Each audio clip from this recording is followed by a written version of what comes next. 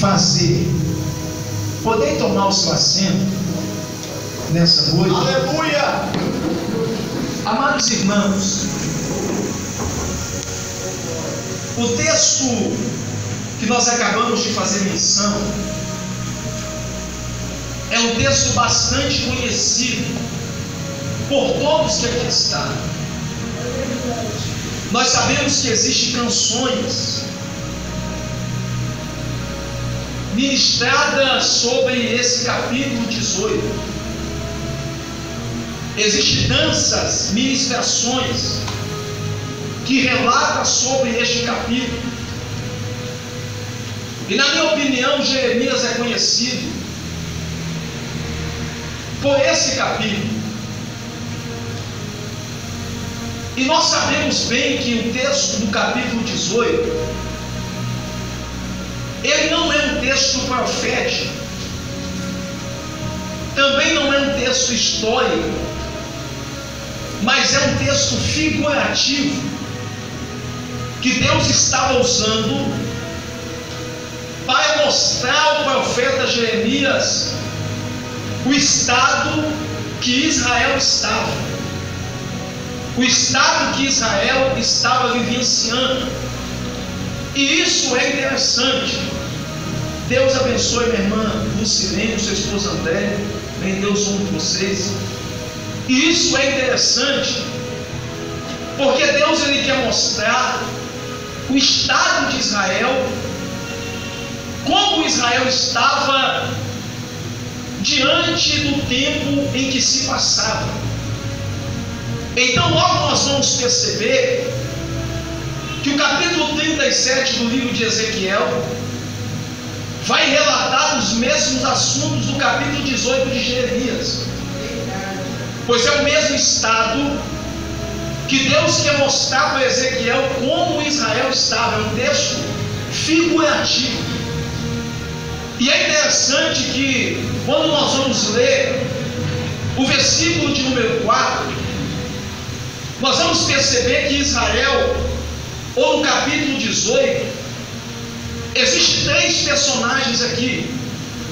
O primeiro personagem é Jeremias, que é convidado a descer. O segundo personagem é o oleiro, que estava trabalhando sobre o vaso, que é o terceiro elemento. Então no capítulo 18 nós temos o profeta, o vaso e o oleiro. Meu Deus!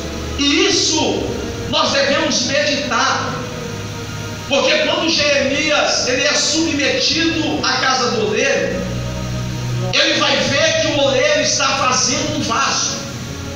É de costume normal o oleiro fazendo esse vaso sobre as rodas. Em uma olaria, o oleiro vai mexer com o vaso. Só que Jeremias ele vai ter uma surpresa, que ele vai perceber que o vaso que ele fazia, esse vaso vai se quebrar na mão do oleiro. E quando esse vaso vai se quebrar, Jeremias tem uma grande surpresa, porque quando o vaso se quebra, Deus vai falar com Jeremias no versículo 5: não poderei eu fazer de vós como fez esse oleiro, ó casa de Israel. Deus estava dizendo: Jeremias, esse vaso que se quebrou é Israel, esse vaso que se desfez é Israel. E nós vamos entender aqui que Deus queria mostrar para Jeremias o estado que o povo estava vivenciando. Quando o vaso se quebra, a Bíblia diz que o oleiro vai tornar a fazer outro vaso. E na oportunidade eu quero tematizar a mensagem dessa noite, e eu quero pregar subordinado ao tema: vivendo o novo de Deus. Eu quero pregar dentro desse tema: vivendo o novo de Deus. Nessa noite, Deus te trouxe aqui porque você vai viver o novo de Deus.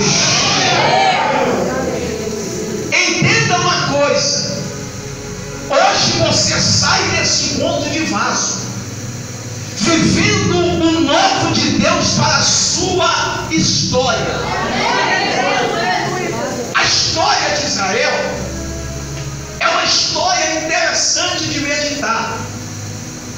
Nós vamos perceber que no decorrer dos anos, desde quando Deus usou Moisés para tirar o povo do Egito, e Deus prometeu que o povo iria herdar a terra prometida.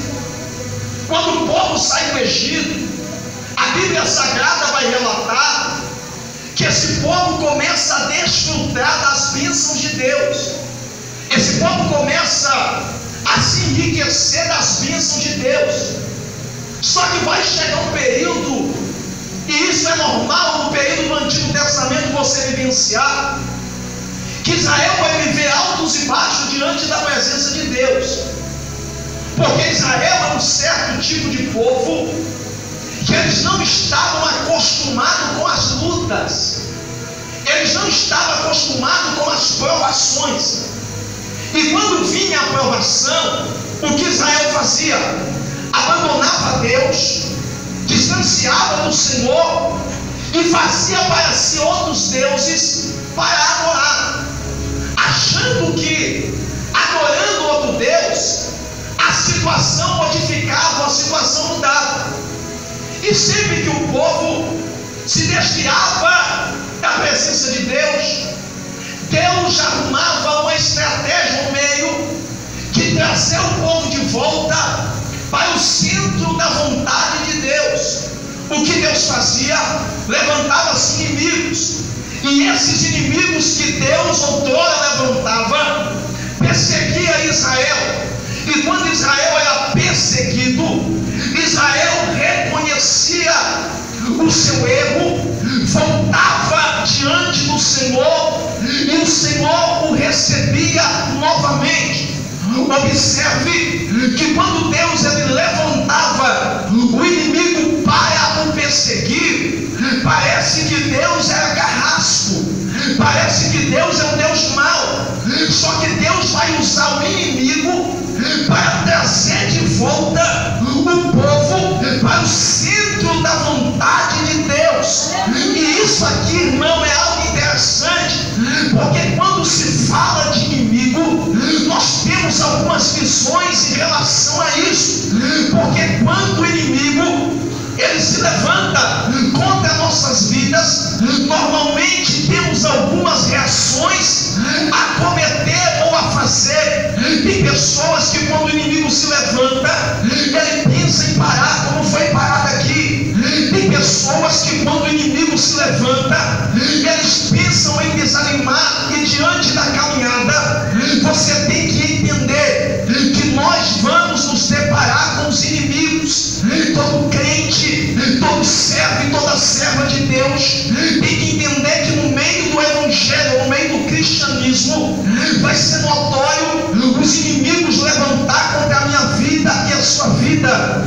Quem é aqui que nunca passou uma perseguição? Quem é aqui que nunca foi perseguido? Existem alguns inimigos que perseguem a minha vida e a sua vida. Vamos citar alguns aqui. O primeiro inimigo que persegue a vida de um crente, de um servo de Deus, é o inimigo chamado humilhação. Quem é que nunca passou pelo período da humilhação? Pessoas que te humilharam, pessoas que colocaram você para baixo, deixou você triste, deixou você completamente desnorteada. Você passou pelo período da humilhação. O inimigo da humilhação, ele vai fazer parte da minha história e da sua história. Eu já fui humilhado. Tem pessoas aqui que já foi humilhado. O segundo inimigo que se levanta contra a vida de um crente é o inimigo chamado calúnia. Quem é que nunca foi caluniado por alguém? Quem é que nunca ficou sabendo de uma calúnia que fizeram contra o teu nome, de uma calúnia que fizeram contra a tua chamada, de uma calúnia que fizeram contra o teu ministério, de uma calúnia que falaram de você aquilo que você não fez? Esse inimigo vai nos perseguir. A calúnia vai fazer parte da minha vida e da sua vida. O terceiro inimigo sua vida é o inimigo da oposição. Oposição é o inimigo notório de se levantar contra a minha vida e a sua vida. Quem é que nunca foi se submetido à oposição? Pastor, o que é oposição? Oposição é pessoas que torcem para o teu fracasso. Oposição é pessoas que torcem pela sua derrota.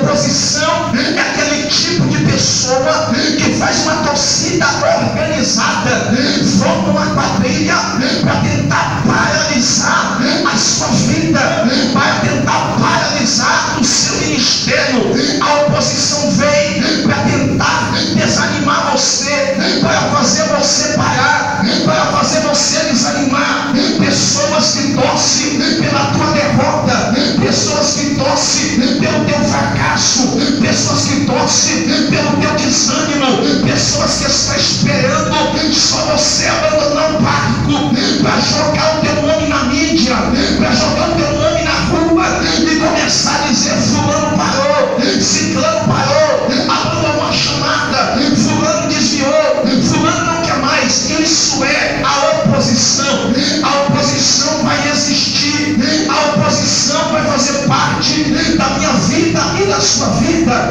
Pessoas vão se levantar para dizer que você não vai, pessoas vão se levantar para dizer que você não chega, pessoas vão se levantar para dizer que a porta vai fechar, que você não vai continuar. Então o inimigo, ele te persegue, e quando o inimigo ele vem nos perseguir, nós temos que entender algo, irmão, que o inimigo é uma ponte de Deus para levantar a minha vida e a sua vida. Entenda uma coisa: quando o inimigo se levantar para tentar contra a tua vida, não preocupa, você não vai morrer, você não vai fracassar, porque o que as pessoas não sabem é que Deus usa o inimigo para colocar você no centro da vontade dele. Aleluia! Louvado seja o nome do Senhor. O que as pessoas não sabem é que o inimigo que está te perseguindo é para levar você mais para perto de Deus. Sabe por quê? Porque o inimigo vai se levantar com a humilhação, o inimigo vai se levantar com a calúnia, o inimigo vai se levantar contra a oposição. Mas o que o inimigo não sabe é que quanto mais ele te persegue, mais Deus te envolve na obra, no centro da vontade dele. Então já deixa eu liberar, aleluia, para a vida de alguém aqui nessa noite. Essa perseguição não vem para te matar, essa perseguição